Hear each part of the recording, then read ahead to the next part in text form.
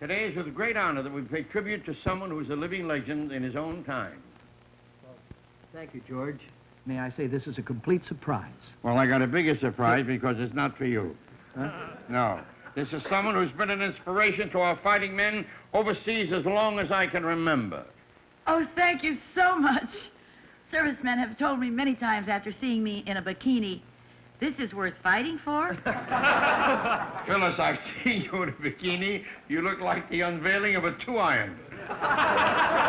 The man we're honoring is probably the funniest man of our generation. Oh, thank you, George. I can't stand hammy people. See, such a thing,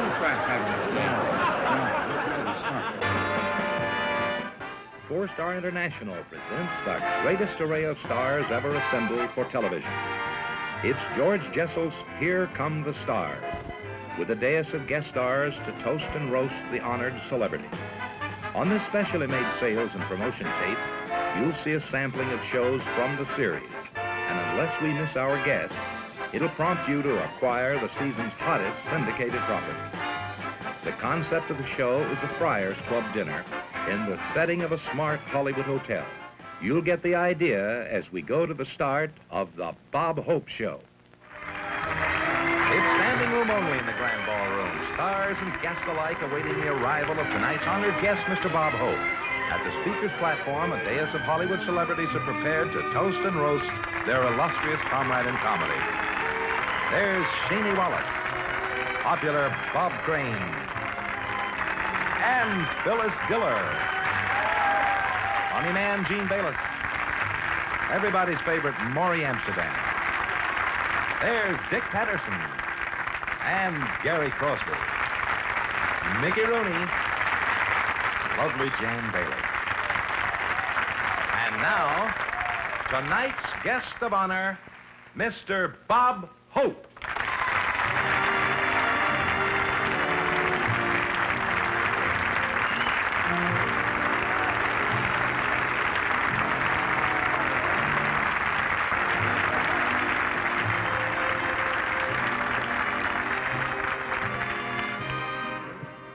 We thank you, sir, for thy bounty. And it seems to me that I'm the only one of the so-called stand-up comedians, if I may be called so, that is still telling a story with authentic background and descriptions and so. Most of the fellas tell the jokes with 1 or 2 lines, and our guest of honor is without question the master of this. I want to take a crack at the short ones, I hope. A girl walks into a bistro restaurant in Beverly Hills, says, "Is it all right for me to come in wearing pants?" The head waiter says, "Only if you're a lamb chop." That's the first one. Senator Dirksen was heckled during his speech. The heckler said, "I wouldn't vote for you, Dirksen, if you were St. Peter." Senator says, "If I was St. Peter, you wouldn't be on my district." That's number 2. I want you to enjoy your dinner, and after the dessert, we'll come back to you with this most stellar cast of some of the greatest artists that have ever appeared before anyone, and also the most beloved buffoon, comedian, actor of our time, Mr. Hope. Enjoy your dinner. Here Come the Stars is first and foremost an hour of comedy, and the stand-up comics are king. Funny men like Bob Crane, who is on hand to honor Bob Hope. Thank you, Georgie. I just want to say being here at a tribute to Bob Hope is a great, great honor for me because I've idolized this man all my life. And to be on a panel with Gene Bayless and Maury Amsterdam and Dick Patterson and all these funny people and Georgie, I sort of feel like Elizabeth Taylor's next husband. Really, I know what I'm supposed to do, but how do you make it interesting?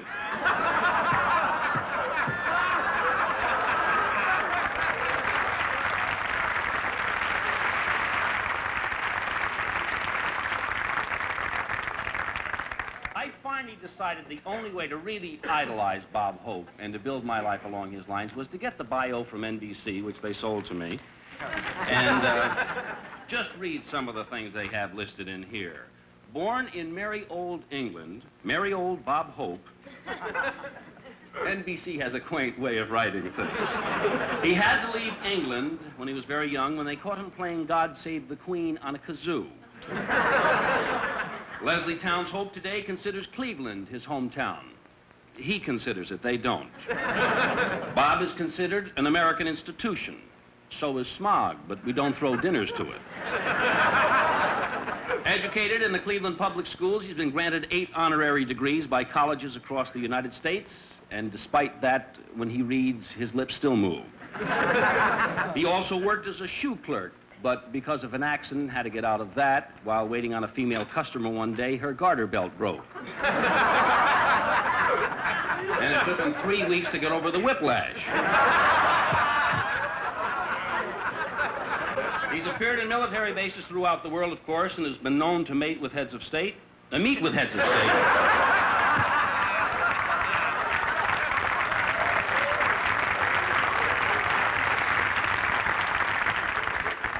He's a meticulous man. Actually, when a woman throws herself at Bob's feet, he demands that she go in alphabetical order. He'll someday be the first comedian on the moon, even if they don't have a war going on up there.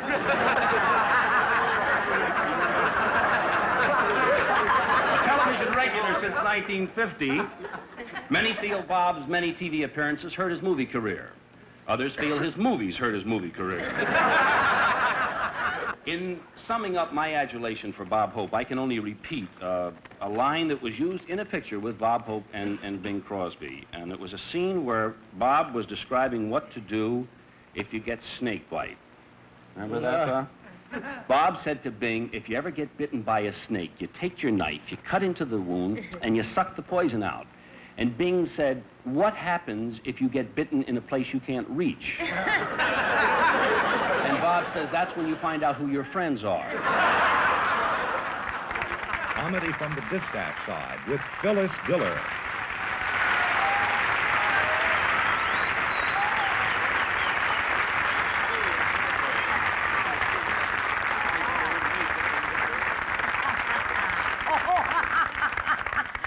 Dirty old man.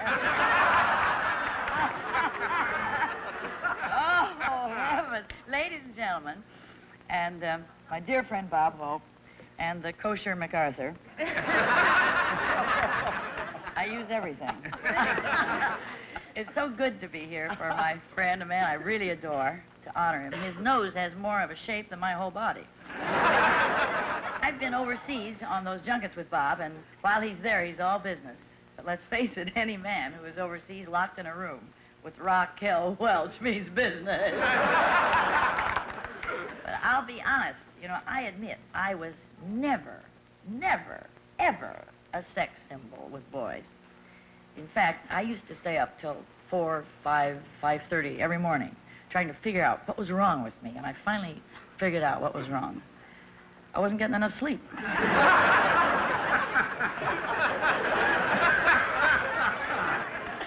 But Fang, my idiot husband, the one with the tooth. What would you call a man with one tooth 2 inches long? I met him at a cocktail party. I kept trying to light it.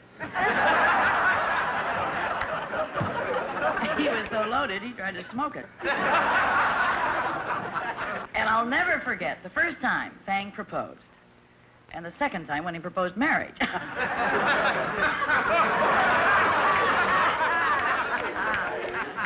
Fang says, say the word that will make me the happiest man in the world. And I said, yes. And he said, that's not the word. But what a thrill to be here with Bob Hope, the greatest comic ever to come out of Cleveland since Jim Brown. But don't knock it, Bob is an athlete, too, you know. He plays great golf. He's played with all of the presidents from Coolidge on. You know, Bob loves to play golf with a huge crowd. And in his bag, he carries 13 clubs and an applause sign. and I don't want to say he cheats, but once he made a hole in one and wrote down a 0. But you know, the only reason I'm here is because of all these lovely people here to salute my dear friend Bob, and because George is a dear... I keep hoping for a date, but I'm too old.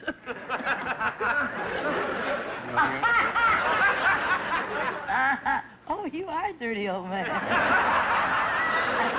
The same motel in Glendale.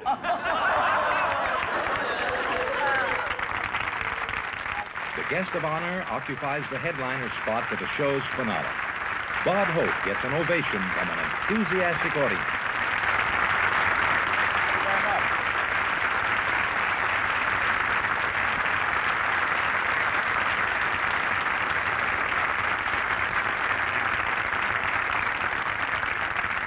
Thank you, Georgie, and guests of honor, and General. Did you really get all that from the Auto Club? Now, I'm very happy to be here in Jessel's Karate Parlor. I want to tell you that this is the biggest thrill I've had since I haven't had so much fun since my last dental appointment, ladies and gentlemen. This group would punch a kidney on its way to a transplant.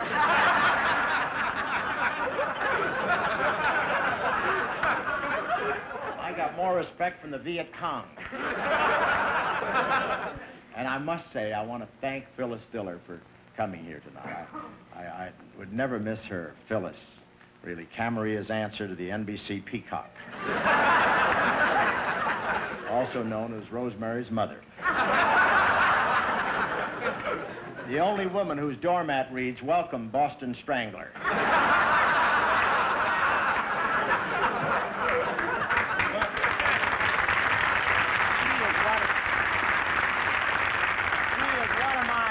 One of my favorite children. She really is. And she's taken off weight. She used to be 86, 24, 34 in World War I when she wore a knapsack. No, actually, she looked wonderful tonight. She has a wonderful figure.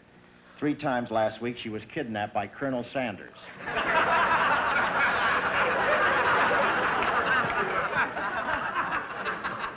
And she talked about Vietnam. Phyllis is probably the most popular personality ever to go overseas with me. Whenever Phyllis appeared in Vietnam, she got an ovation. Everyone thought Ho Chi Minh had surrendered.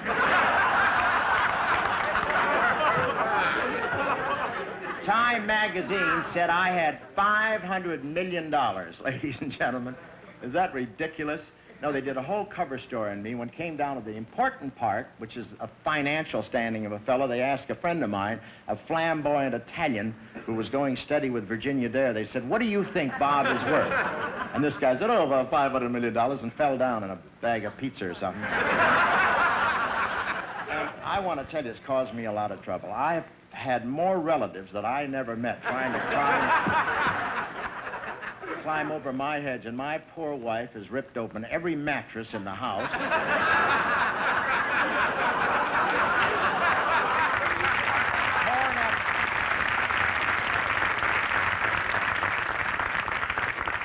Torn up the carpets, and I've been helping her. 500 million. That's a kind of little ridiculous, 500 million. It's easy to save, you know. All you have to do is save $1 million a year for 500 years. No, I wish I did have that. If I had 500 million, I wouldn't go to Vietnam. I'd send for it. You can believe it. Need we say Here Come the Stars is an hour of laughs. Laughs that begin with the opening moments of the teaser. Remember? Well, let's refresh your memory with the teaser from the George Burns Show. Eddie, that seems to be a fine cigar. It has a wonderful aroma. It ought to be. It's very expensive. Is that so? Tell me, is that cigar you're smoking expensive? I hope so. I found it. Eddie, what do you pay for your cigars? $2. $2 a piece? Mm-hmm. Well, I paid $2 for a cigar. First, I dance with it. Each show in the series boasts 1 or 2 musical highlights performed by important personalities from the world of motion pictures, television, and records. Here's Pat Boone from the George Burns Show. That's life. That's what all those people say. You're riding high in April, shot down in May. But I know I'm gonna change that tune when I'm back on top in June. Shaney Wallace in a tribute to Red Buttons. Is love, sweet love, soon the day will come. Love will say I want. You make the cotton From the Lorne Green Show, Frankie Avalon. Maine. Yeah, give my old mint julep a kick, babe. Sherry Lewis with her puppet pal, Lamb Chop.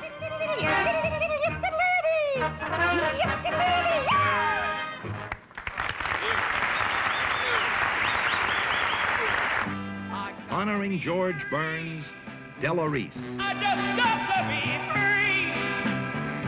Learn to try. I'm gonna do this or die. I got to be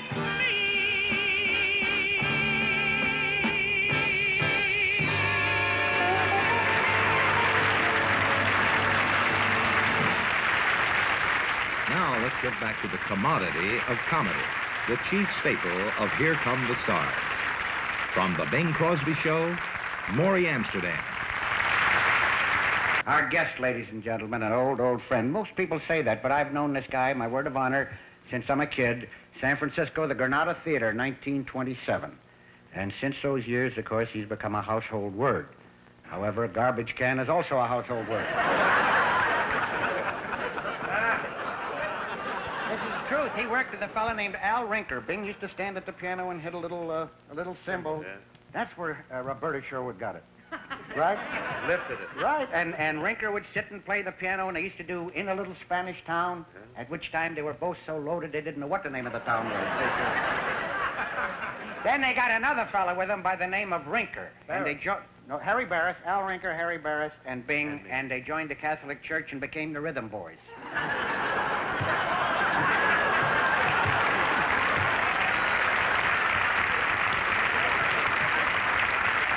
I must tell you. No, don't laugh. This guy at one time was quite a drinker. He taught Phil Harris every drink he knows.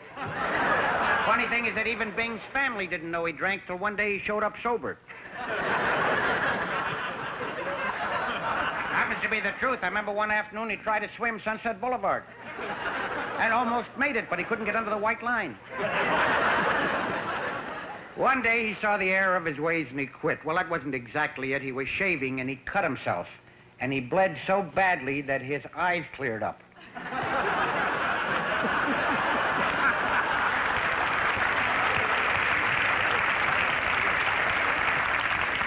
As you know, Bing is one of the best-known singers in the history of our business. Statistics actually show that somewhere in the world his voice is heard every minute of the day.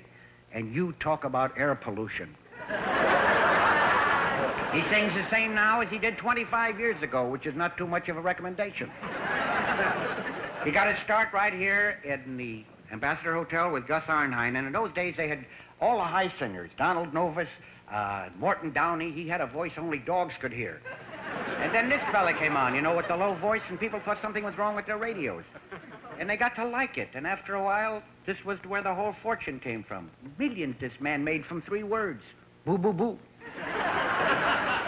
Then Phil Harris came to the microphone. We just went through Texas, a friend of ours, where we go down hunting, and he had the same situation. This guy had 5,000 head of white-faced cattle. Now, he paid $100,000 for a bull, and it was a Ferdinand. This bull went around with its hoof on its hip, like this. It's got 100,000 big ones in that bull, and it's winking at Bull Durham signs. Now, the guy's really shook. He's hollering help out the window, everything, putting the thing in the paper. So finally, a guy came in from New York. He said, "You having trouble with the bull?" He said, "Yeah, he don't like cows. Am I having trouble?" He says, "Look, give him this pill." He gave him a pill like that. They stuck it down that bull's neck, and about 15 minutes later, he's got cows running everywhere, under the fence, over the fence. Some of them are 15 miles away. I don't know what was in the pill, but it tastes a little like peppermint.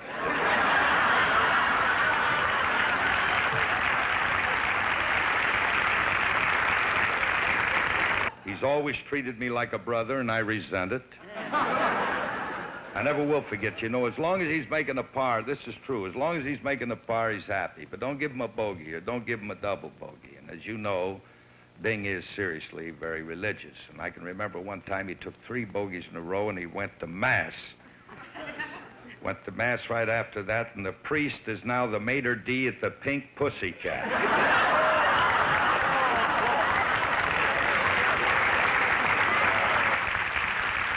The old groaner himself, Bing Crosby, was the frosting on the cake.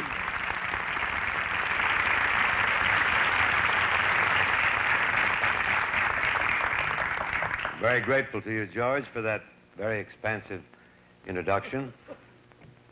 I was just about ready to throw in a few dollars and send flowers to the widow. But this has been a marvelous party and a marvelous occasion for me. See so many of my good friends here. A little abuse mixed with some accolades. I think abuse won it, though. And hearing these wonderful entertainers like Jan Daly and Curtis and Tracy and Pat and Cash and Dorothy Kirsten, who, in my opinion, is one of the finest singers America's ever given us. You know, George is one of the greatest speechmakers of our day. Actually, I guess George has spoken at so many banquets that now when he passes a fruit stand and sees half a grapefruit, he'll do about 30 or 40 minutes. But I do want to thank all my friends on this dais who have taken time out of their busy schedules to come down here and to pay me, shall we say, questionable homage. A little doubtful in parts, but I appreciate it anyhow. And I hope someday that I can come to a similar affair, given in their behalf. I'll be able to pay them back for these insults. But wasn't it nice of Dorothy Lamour to come here with her little Billy Doo from Rapid Robert? It's quite a piece of material he laid in your hands, wasn't it? But I'm used to his onslaughts. He's got me on the floor all the time. Here, at least, I had an opportunity to take it sitting down. But Dorothy and I and Bob, we've made, lots of roads together. I think the first one was right after Lewis and Clark went through Idaho. And Phil Harris, wasn't it nice of him to come down here? Oh, Phil. You know, Phil, I understand, broke away from his New Year's Eve party to come down here. And it was the 1965 party. Still rolling. Well, we had some great times, Phil and I. As he told you, we travel all around together, Phil and I and Jack Daniels. We're inseparable. One time, you know, Phil, he's been known to take a drop now and then. He'll take a drink on a big, momentous occasion, like a warm handshake or anything like that. He'll take a tiddly if he's pressed. And, in fact, it's become, he overdoes it sometimes. I'm loath to tell this, but once in a while he does overdo, and I'm always after him to pace himself a little better. To no avail, however. One day I recall, one night it was, we were driving home from Palm Springs, and about midnight, we went through the downtown area of Los Angeles. And the distillery down there was going full blast. The steam was coming out the chimneys, all the lights were on. I turned to Phil, I said, "You see, Phil, no matter how much you drink, they're going to keep ahead of you." "Yeah, but," he says, "I got them rascals working nights." Another great singer of songs visited the Edward G. Robinson Show. Here's Tony Bennett. When you've learned that life is what you make it, then you've learned the secret of it all. Just find your share of happiness and take it. Make life a song. As you go along, keep smiling at trouble.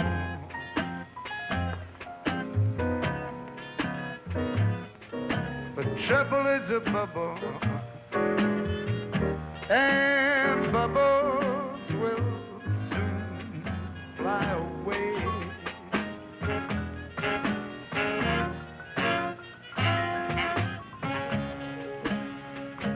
Never a sadness, always gladness. We would weary of life in a day. Come on, let's all be like the violets that doors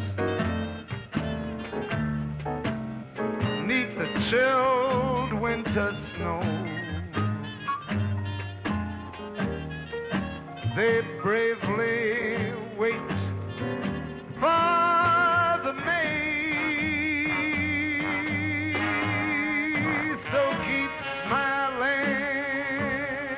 trouble. But trouble is a bubble, and bubbles will soon fly away.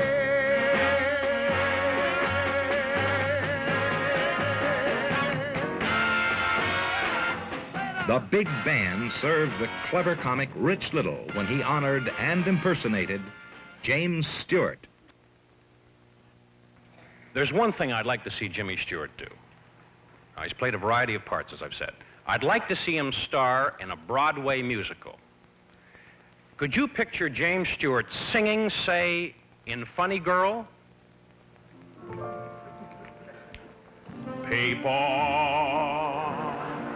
People who need people are the luckiest people in the world. Now, with one person, one very special person, a feeling deep in your soul says you will have, and now you're whole. No more hunger and thirst, but first be a person who needs people. People who need people are the luckiest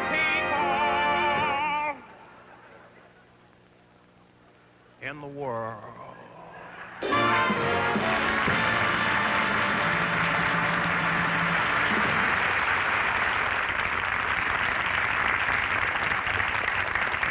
The guest of honor is indeed a great phenomenon in these days out here in Hollywood. The charter of his career has not suffered from one blot, one stain, or even a snickering whisper. I want you to forgive me, Jim, and all of you if I go a little bit overboard, but I love him, and when I love hard. Oh, if you were a woman. No, I was trying to think of some poetic portrait that I might paint, if I could, of the career and the life of Jimmy Stewart. And I wandered around and I read, and I finally come to a phrase which I think is a little over, but quite befitting. Jimmy Stewart's life as a soldier, as an actor, and as a man reminds me of a lot of rose petals sprinkled on a white marble staircase. He served the audience of the world with the same dignity that he has served his country. Ladies and gentlemen, General James Stewart.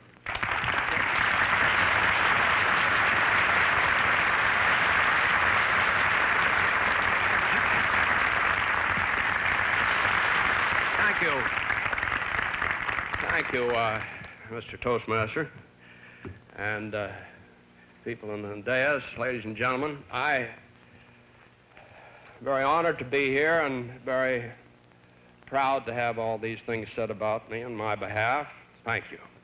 I'm a little envious of all you folks up here that have gotten up and said your piece. I think it's wonderful when someone can just get up on their feet and talk and be amusing and funny and come to the point and no hemming and hawing and finish and sit down. It's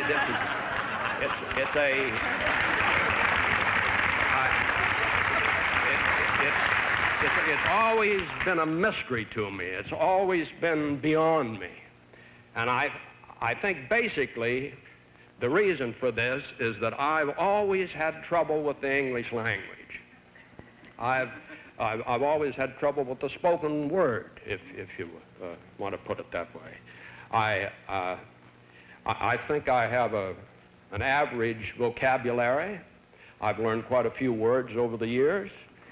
But to put them together, to get them in the right place and get it to flow, and then the balloon goes up and you have another sentence to think of, and I'm dead.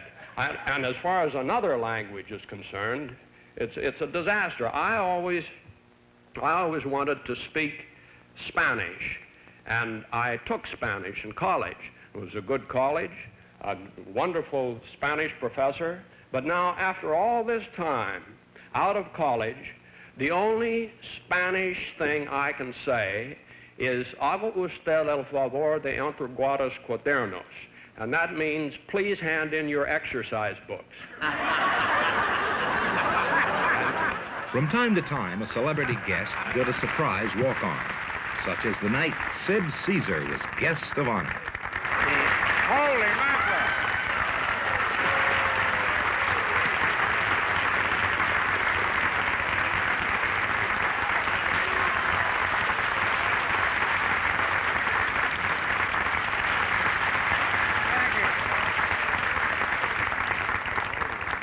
Well, last time I saw this much, I heard this much applause when I told Jeannie I was leaving her. You stay here. I'm going over to your side. No, come here. No, I brought these girls over, these four, and you take your pick, except these three are mine. What do you think? This is a very happy surprise you're coming in. I know you came to see your uncle, and Sydney. And Sydney and me. Sure. And George, George may be old, but he still gets around pretty good. When he heard about Rosemary's Baby, he left town.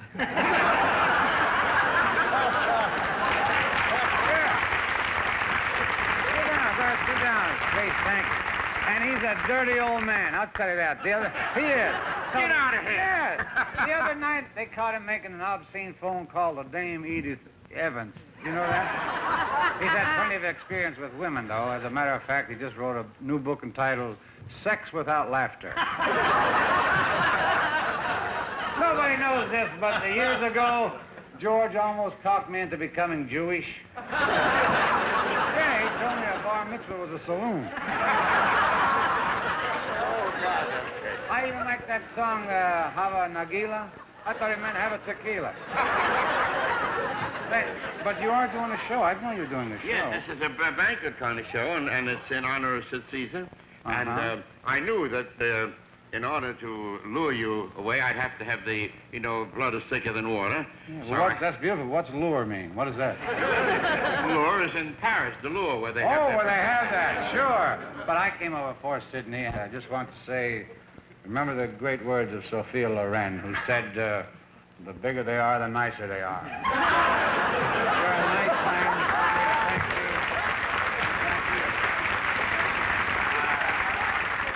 Adding even more spice to the Sid Caesar show was the unique comedy style of Bob Newhart. Thank you. I'm honored, obviously, to be here at this dinner for Sid. I don't think any comedian who grew up in my generation wasn't influenced in one way or another by the great Sid Caesar, and probably the greatest television show television has ever had on. The show of shows. Marvelous performers and great talent he had for picking other performers, Carl Reiner, Imogene Coca, people like that. The show is not on now. I think if it were on, it would deal with some of the situations that we have today that weren't around at that time. For instance, the topless clubs were not around at the time that Sid's show was on. And they're becoming very popular. I was recently in Las Vegas, and they had you may think I'm making this up, they had an act called the All-Girl Topless Band. They were appearing at the Aladdin, and it was jammed every night. You couldn't get near the place. Everyone went to see the drummer and the accordion player. This apparently was the fascination of the act. And the cymbal player, she got a standing ovation every night. But every major city has a problem with topless clubs. They don't know whether they're legal or not. And usually, the city fathers will go down to one of these clubs for like 6 or 8 weeks and try to decide if they're violating a city ordinance. And we have, in Los Angeles, which is a strange city anyway, we have not only dinner topless clubs, we have lunch and topless clubs, and it had to eventually happen. They are now starting breakfast topless clubs. Now, I'd like to present 2 guys walk into a topless club, only they don't know that it's a topless club.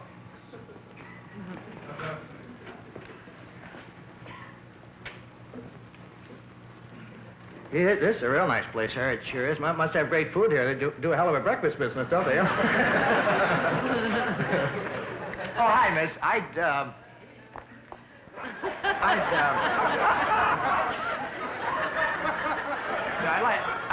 like a 2 egg scrambled, and make that sunny side, scotch and water. That'll be fine.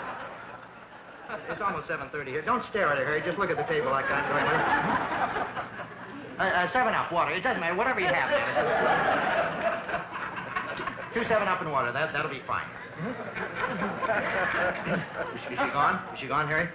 Did you see that? Do you believe that, Harry?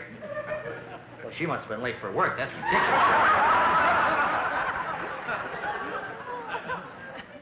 Oh, my God, they're all like that. Look at them. They're going to raid this place. There ain't no question about it. We better call the wives. Tell them we're here. Do you have any change on you? I don't. Oh, hi. Hi, miss. Do you have a pair of nickels? Two nickels for a dime? Of course, the Don Rickles show was a riot. Pat Henry was among those on hand to turn the tables on the master of insults. I usually don't get on this late in the show. And Frank Sinatra does love me. He talked to me last week. He told me to get out of his way. If he didn't like me, to have somebody else say, get out of Frank's way. But it's nice to be here. George Jessel, who I love. Man does so many things for so many people, for these soldiers. I love him. I saw him in his Vietnam uniform. Did you ever see him? Looks like a Jewish Boy Scout on the way to a mugging. And Don Rickles. Lean back, will you, Don? How long have you had this condition, Joy? Don Rickles, a beautiful guy. He's the type of a guy would leave home and take the right guard with him. But I love Don, you know, and what a thrill it is to do this show for Don, because I've been working weird towns, you know, small towns. I just worked a town, Midville, Kentucky. I'll give you an idea how small the town was. Once they had a parade, there was nobody left to watch. It was so small, it was only open on weekends. You know how small it was? The head of the mafia was Polish. I study all these things. See, I'm proud of my heritage, Italian. My father's always be proud. My father came here many years ago, and they talk about this beautiful man, an immigrant, came to a beautiful country. Dressed like a typical Italian immigrant. Black suit, black hat, black tie, brown shoes. My father walked with an accent. When he walked, he made Henry Armetta look like a West Point cadet. But he said, be proud of your heritage. It was only 400 years ago Christopher Columbus left Spain with 4 ships to prove the world was round. You thought it was 3 ships. 4. One went over the edge. And I have many uncles, like most Italians. They're funny people, you know, the way they talk, it's a humorous thing. I have one uncle who wanted to go back to Italy. Picked up the phone the other day, called TWA. He says, hey, how long does it take to fly to Italy? The guy said, just a minute. He said, thank you very much, and he hung up.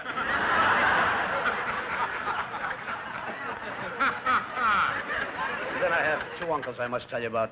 Angelo and Tony, they make their living catching fish. They rent a boat every day and go out in this great lake and look for spots to catch fish. And one day they found the spot that was miraculous. 300 fish in 1 hour. And Angelo looks at Tony and says, Tony, my God, what a spot that we got. It would come every day. We catch you the fish. Eh? No, tell nobody. Mark the spot so we know where to come. He says, I'll mark it. They row back to the dock. He says, hey, did you mark it a spot? He says, yeah, I put an X in the bottom of the boat. He says, hey, suppose we don't get the same boat tomorrow. Don's friend and comedy associate, Pat McCormick. George. Thank you. Being here with Don Rickles and roasting and trying to spritz him a little, it's kind of like being in a hair-pulling contest with Tiny Tim. You may wonder why Don asked me to be his head writer, and the reason for that is he heard about some of my credits and accomplishments. I used to write the jokes for Joseph Stalin.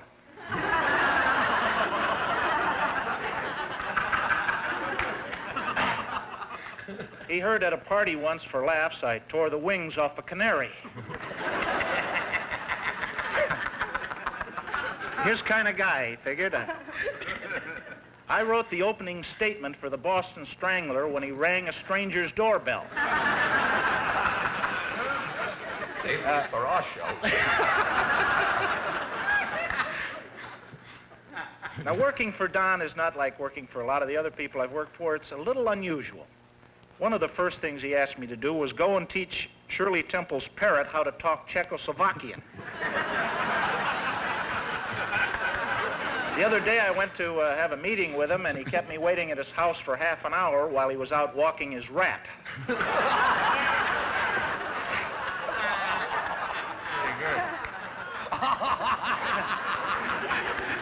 Okay, look for new writer.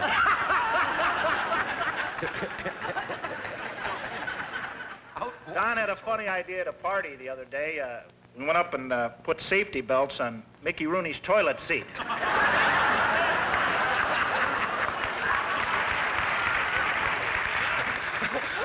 It's really not easy. It's not easy working for Don. He had a great idea for a promo for our show. He wanted me to sit on a zebra and then set fire to him near a cliff. He's bananas, this guy. But I think it's only fair to say Don has been influenced in his comedy by some of the things he reads, some of the books. I looked at him in his library. He's been influenced by the book The Funny Side of John Dillinger, The Wit of Genghis Khan, More Jokes for the John by the Mad Bomber.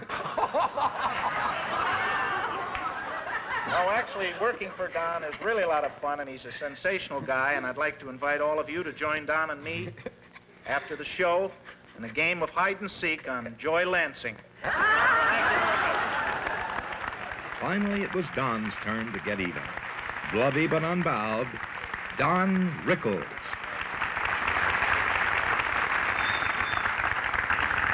Thank you. I don't think I have a family left after this whole evening here. I'm going to put my... When you get over here, you're supposed to be on our lap here. Now, come on.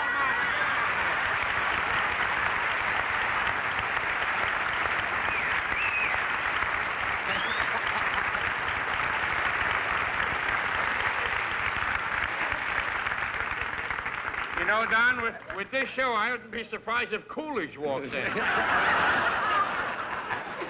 See what happens when they get so big, they get lonely. That's Dick Martin. He's a dear friend of mine, and he's going to have me play at a restricted country club. But he's a great guy. You know Dick, George. Oh, I know them all. Good. Who cares?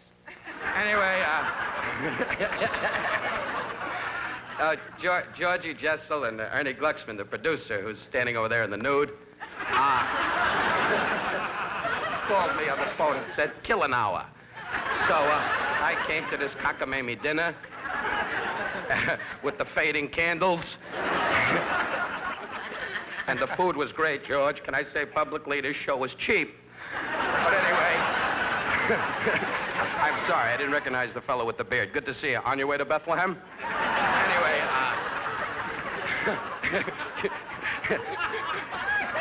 find a cave and call it a holiday. Anyway, I don't care what you people think. I'm a hit. I never believed I would get such a great opportunity to be here with Georgie Jessel and Pat McCormick, the wonderful fella on the end. I spoke to the health club. Your hands will come back Friday. Man sits on the marble and it parts. But I'll tell you, and it was great of Pat Henry to speak about me the way he did near the end.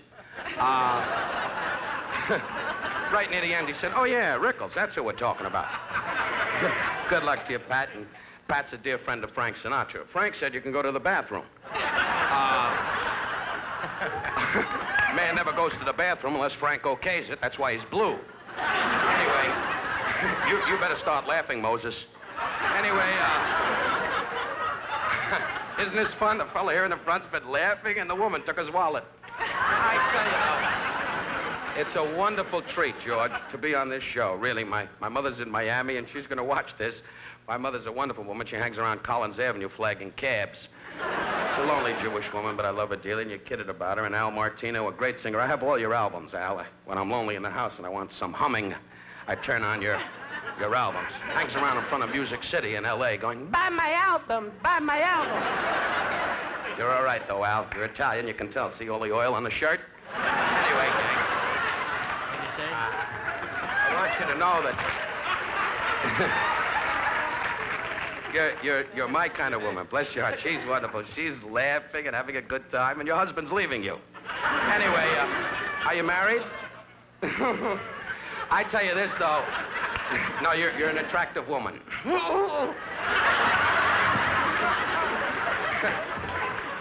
No, you know, that's my sense of humor, dear. I kid you about your looks. You're a bad-looking woman. Anyway, look at this. The husband went, is she bad-looking? Anyway, is that your husband, the gentleman behind you? Is that your husband? Try to read my lips. Is that your husband? 40 million people in the world. They put a mute in the front. Here come the stars, a million laughs with song highlights by great music stylists. Production design found only in Hollywood's most lavish shows. 250 comedy stars and performers in a mounting unequaled in the field of television syndication. 4-Star International invites you to capitalize on this highly merchandisable vehicle. 26 glittering hours of entertainment with adequate provision for commercial insertions. Now, this is Del Moore, your announcer, looking forward to the opportunity of saying to your viewers, it's time for George Jessel's Here Come the Stars.